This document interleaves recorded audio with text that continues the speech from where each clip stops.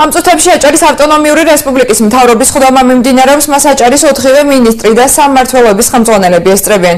აჭარის ფინანსთა და ეკონომიკის სამინისტროს 2013 წლის ანგარიში უკვე წარმოადგინა მინისტრმა დავით ბალაძემ, მან აღნიშნა, რომ ბიუჯეტი 103%-ით შესრულდა.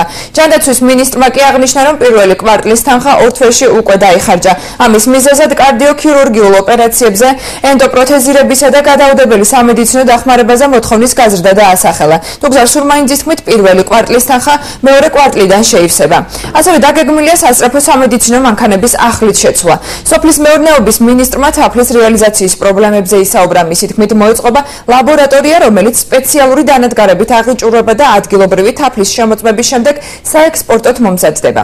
არჩილ ხაბაძის განცხადებით, მიღწეულია შეთანხმება ევრაზიის ბანკთან ნაპირსამაგრის სამუშაოების დაფინანსების შესახებ. სხდომის დეტალები მომდევნო გამოშვებაში.